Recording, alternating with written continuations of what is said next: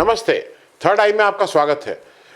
आज हम लोग इलेक्ट्रॉनिक मीडिया में अभी हाल में एक तू मैमे वाला बहुत वीडियो आया और उसको लेके बहुत चर्चा है। उसको लेके बहुत से लोग ये कह रहे हैं कि भाई इस तरह की कहाँ पहुँच गया है और कैसे किस स्तर पे मीडिया पहुँच गया इत्यादि इत्यादि।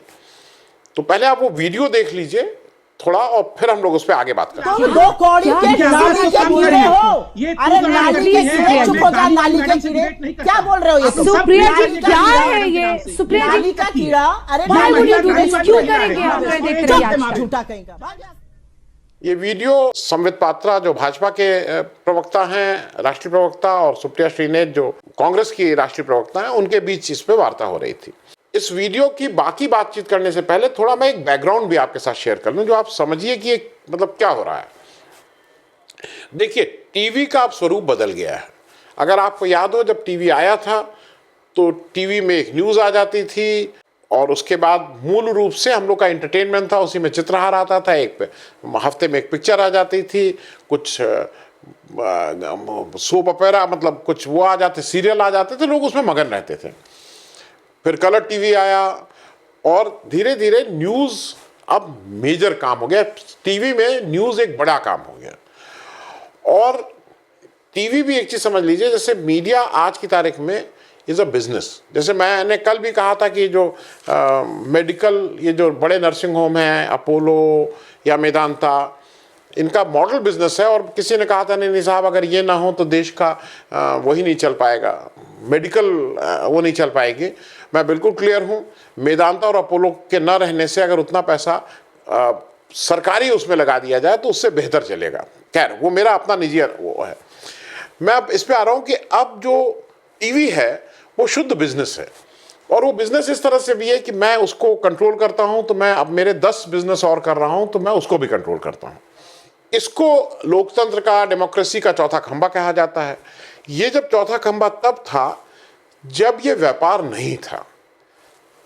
चाहे गांधी जी हो, चाहे नेताजी सुभाष चंद्र बोस हो, चाहे नेहरू हो, सब लोगों ने, चाहे लोहिया हो, आप किसी को भी, चाहे गणेश शंकर विद्यार्थी हो, किसी का भी आप नाम ले लीजिए, सबका एक मीडिया, मतलब मीडिया इन द सेंस कि वो एक माध्यम होता था। उस समय प्रिंट मीडिया था, उसके माध्यम से ये लोग अपनी बात कहते थे। हाल के दिनों में चंद्रशेखर हों, चाहे जॉर्ज फर्नांडिस हों, ये सब लोगों ने अपना अपना वो कर रखा था। टीवी ने एक बहुत चेंज देखा। अगर आपको याद हो तो टीवी में पहले रिपोर्टर आते थे, रिपोर्टर खबरें देते थे 7-8, अब तो 100 खबरें देने लगते हैं। आप जब तक कुछ समझिए तो 10 मिनट में 100 खबरें। पहले रिपोर्टर खबरें देते थे, अब खबरें पूरे देश से आती थीं। और इस पे बहुत से, मतलब मैं नाम किसी का क्या लूँ, बहुत से लोगों ने इसमें कहा हुआ है कि टीवी का स्वरूप कैसे बदला। ये कोई मैं नई और अनोखी बात नहीं कह रहा हूँ। अब क्या हो गया है कि जो हमारे मेजर चैनल हैं, न्यूज़ चैनल, और उनका जो मेजर प्राइम टाइम है वो डिबेट हो गई है। डिबेट मतलब कुछ इस पक्ष के बुला लो, कुछ बीजेपी से बुलाओ, कुछ कांग्रेस से बुलाओ, कुछ बाकी पार्टियों से बुलाओ, और उसमें डिस्कशन मत करो, तू मैं करूं। अच्छा, उसको करने से क्या हो रहा है, इनकी टीआरपी बढ़ रही है। तो टीआरपी बढ़ रही है तो और पैसा आ रहा है। और इससे एक फायदा क्या हो रहा है कि जो सरकार के लिए भी क्या आसान है। और इसको सरकार ने खास करके पिछले 7-8 साल में, पहले भी हो रहा था लेकिन पिछले 7-8 साल में इसको और बढ़ावा मिला। क्या बढ़ावा मिला? अब आपको देश के, अगर मान लीजिए डिबेट देख लीजिए तो 10 हिंदी अंग्रेजी मिला लीजिए, 15 रीजनल लैंग्वेजेस मिला लीजिए, 20 से ज़्यादा आपके पास चैनल नहीं हैं जो प्राइम टाइम की डिबेट करते हैं, जो देश के जो एक बड़ा पक्ष है उसको प्रभावित करते हैं कि वो कैसे सोच रहा है, क्या कर रहा है। अब करना क्या है, आपको इन 20 टीवी डिबेट को ही कंट्रोल करना है ना। पहले क्या होता था, पहले अगर रिपोर्टर आ रहा है और थोड़ी देर के लिए मान लीजिए कि यही 20 चैनल हैं और अगर 10-10 रिपोर्टर भी हैं, 200 रिपोर्टर आके मालूम नहीं क्या क्या, कोई कहीं का कुछ वो निकाल के बताएगा, कोई कहीं का कुछ बताएगा। अब ये सारे काम सोशल मीडिया पे होने लगे। हाथरस रेप हुआ तो सोशल मीडिया पे पहले आया, हालांकि वो इंडिया टुडे की पत्रकार ने किया था, लेकिन एक सशक्त माध्यम सोशल मीडिया हो गया। इलेक्ट्रॉनिक मीडिया का बहुत कॉस्ट है, बहुत पैसा लगता है, तो उस पैसे को वापस लाना भी उनका है, उनकी मजबूरी है।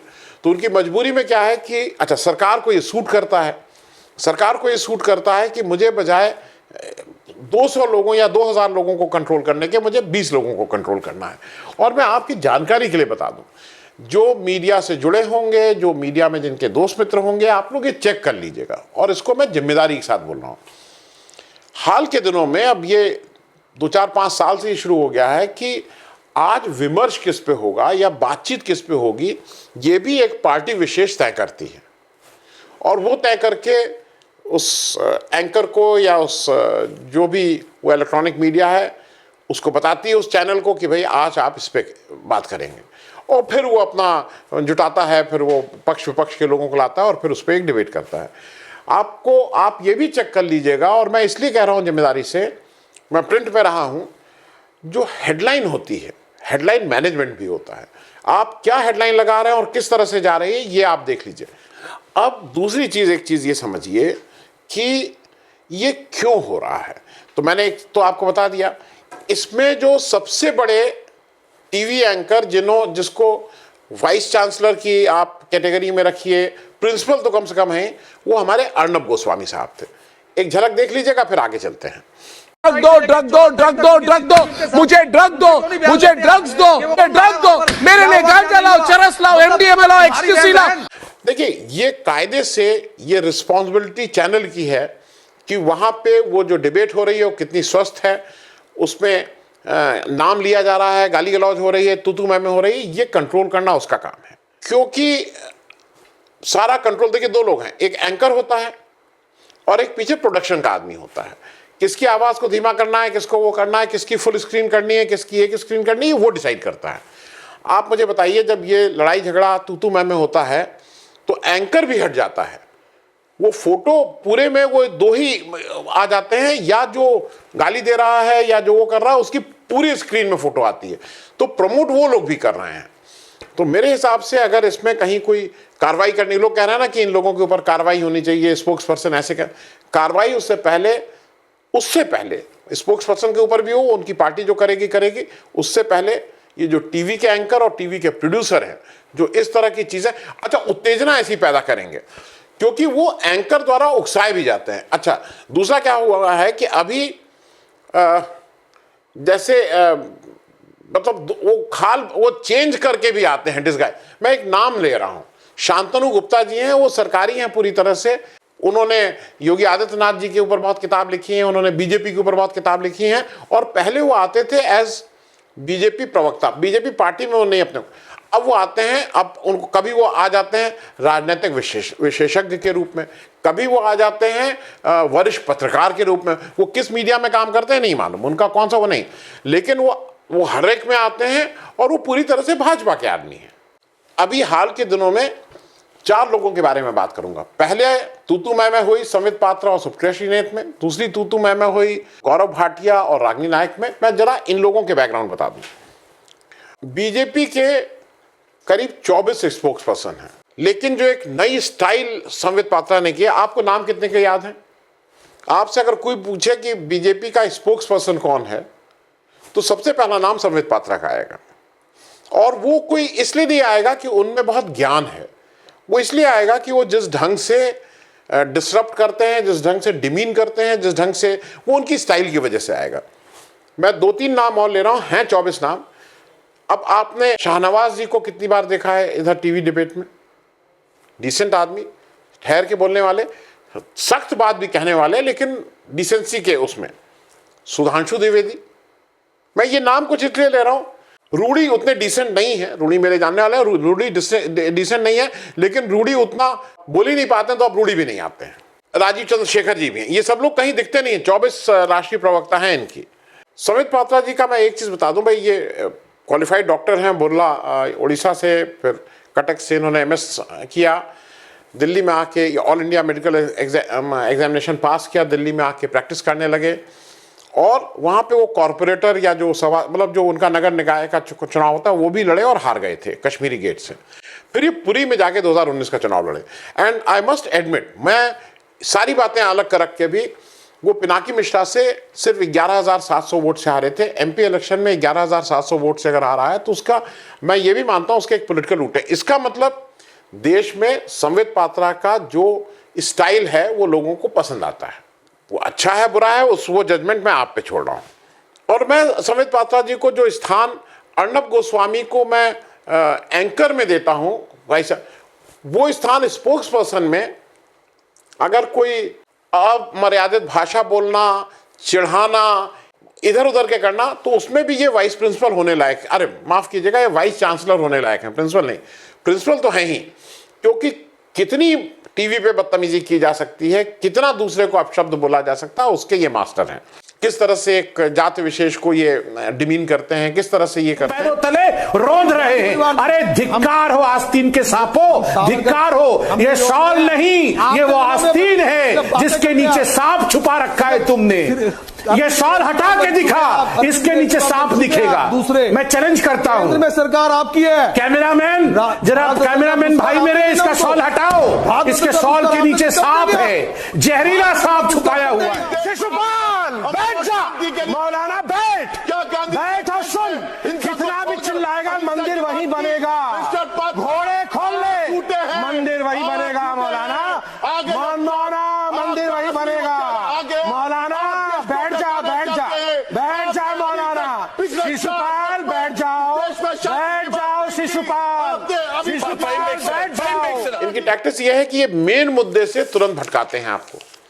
जब कोई आता है तो कोई बात करता है कि भाई अच्छा ये बताइए कि देश में कितना इस समय उत्पादन हुआ गेहूं का, नेहरू के समय, अब ये नेहरू, फिर ये दूसरी बदतमीजी ये करते हैं कि बात कुछ और हो रही है तो बीच बीच में अपना एक फुलझड़ी छोड़ते रहते हैं और ये भी दूसरे को प्रोवोक करते हैं। और ये इन्होंने 5 साल बिना रुके बिल्कुल ठीक से किया। कई जगह कांग्रेस के प्रवक्ता आना बंद कर दिए थे कुछ चैनल पे। घूम फिर कर इनका भी एक ही एजेंडा होता है, घूम फिर के वो हिंदू मुस्लिम पे आ जाए। किसी तरह से जो भी विमर्श हो रहा है, जो भी बातचीत हो, हिंदू मुस्लिम पे आ गए। फिर ये खूब पर्सनल अटैक करते हैं। Personal attack on Sonia Gandhi, Rahul Gandhi, Priyanka Gandhi, और इस पे जो अमर्यादित भाषा बोलते हैं वो अब सोनिया गांधी का जो मिडिल नेम था, सोनिया गांधी को, मतलब आज सोनिया गांधी को शादी हुए 50-55 साल हो गए हैं, देश हिंदुस्तान में रहती हैं, हिंदुस्तान की नागरिक हैं, एक पार्टी की प्रेसिडेंट हैं। उनके बारे में जिस तरह की भाषा संबित पात्रा कहते हैं उसमें मुझे कोई और एक्स्ट्रा बताने की जरूरत नहीं है। और दूसरा क्या है कि आप तो बोलिए उनके लिए सारा कुछ, मतलब क्या क्या नहीं बोलते हैं, लेकिन मोदी जी को जब कोई बोले, वहां पप्पू बोले, मोदी जी को कोई फेंकू बोले तो वो इमेज, देश की इमेज खराब कर रहा है, वो राष्ट्रद्रोह कर रहा है।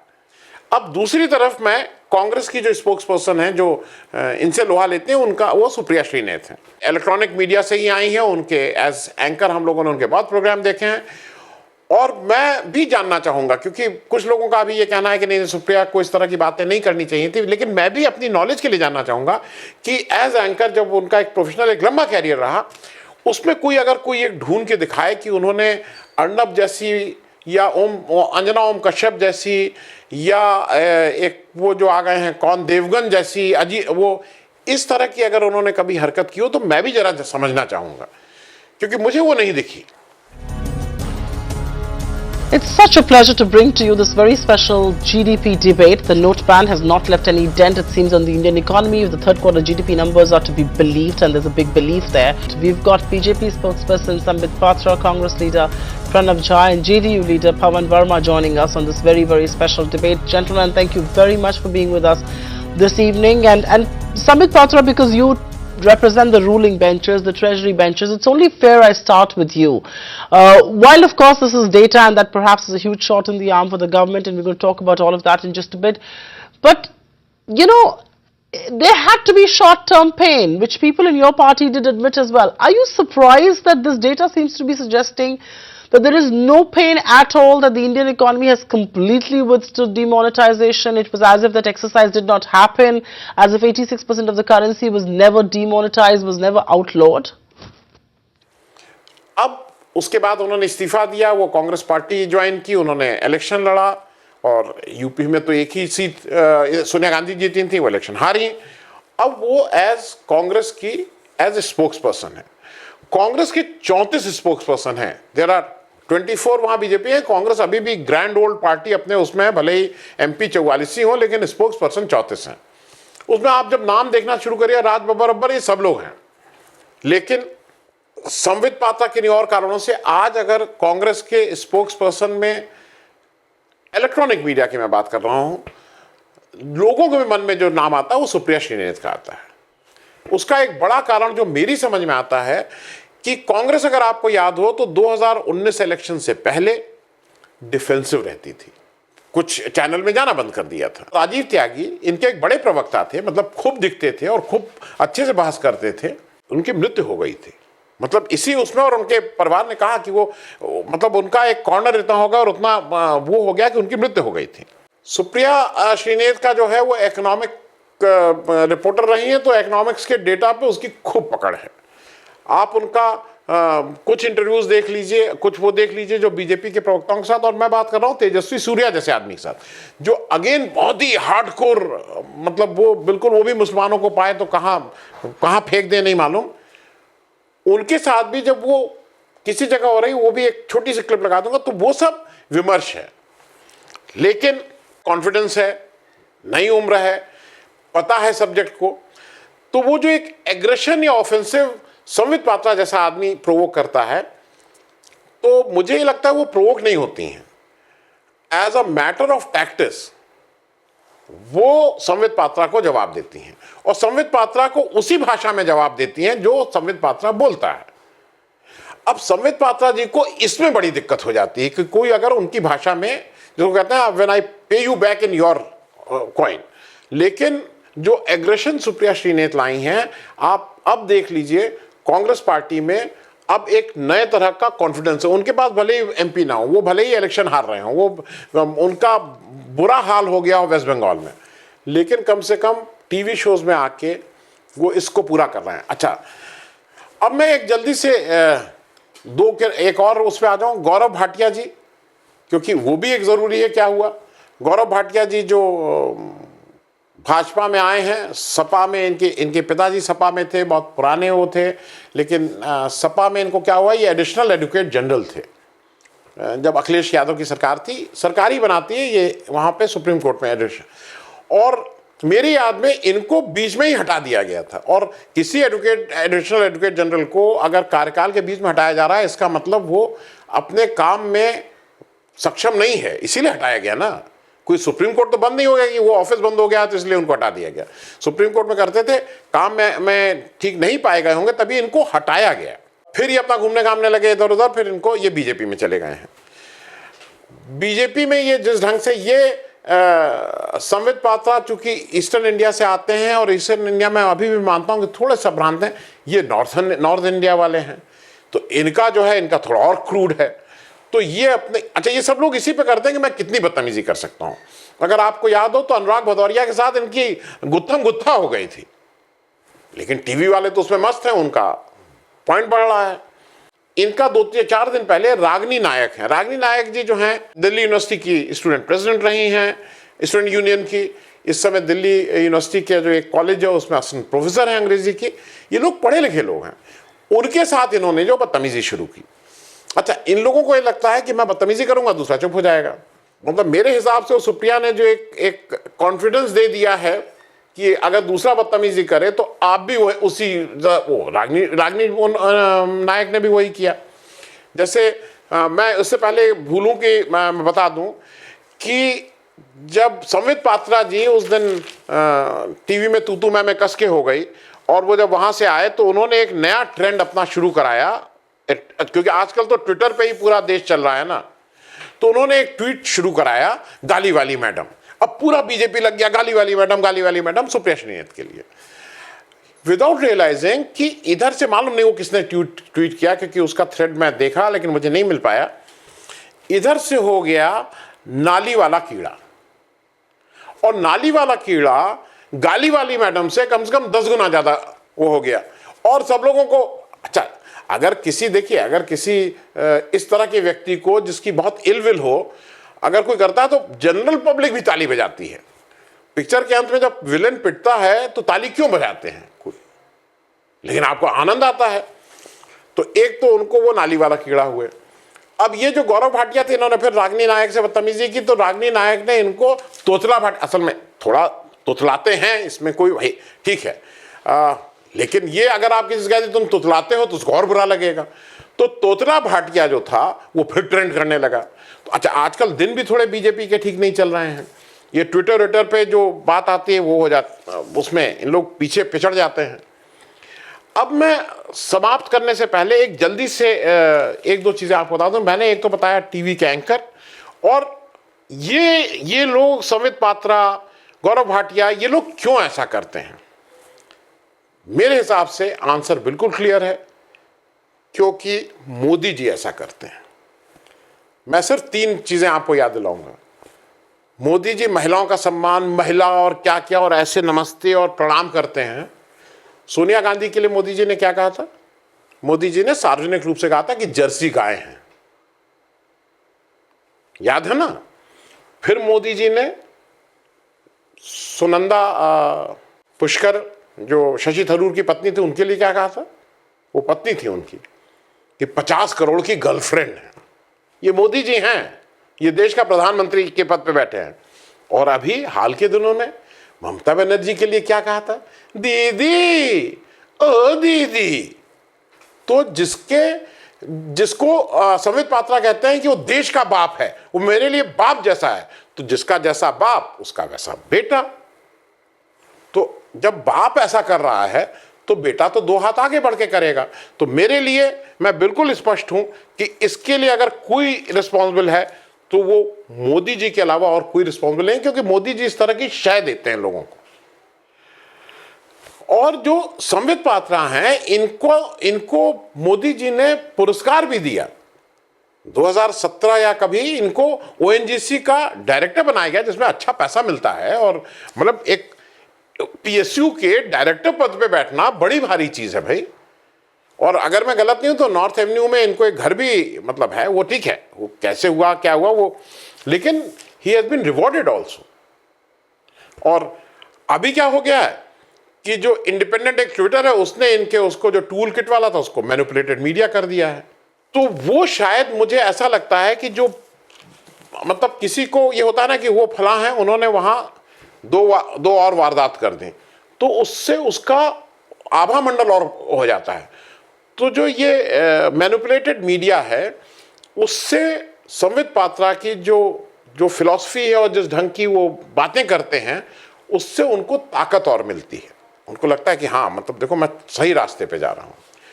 मुझे ये लगता है कि आज की तारीख में 2 जगह, एक तो पहली जिम्मेदारी लोग कहेंगे हरदम कि प्रधानमंत्री को अपनी भाषा पे संयम रखना चाहिए, दीदी और ये सब जो करते हैं वो ठीक नहीं है। इलेक्शन ही सब नहीं है, देश में भी कुछ एक वो रखिए, आप एक बड़े पद पे बैठे हैं। और दूसरा, टीवी वाले जितने हैं उनको भी वो जो एक टीवी एंकर और अपनी टीआरपी रैंकिंग में इतना अंधा मत हो जाइए कि आप वो जो वहाँ का जो विमर्श है वो तू मैं के अलावा उसमें कोई बात हो ही ना, वो डिस्कशन हो ही ना। हालांकि उम्मीद तो नहीं है, लेकिन फिर भी ईश्वर से प्रार्थना है कि टीवी एंकर्स को मोदी जी को सद्बुद्धि दें।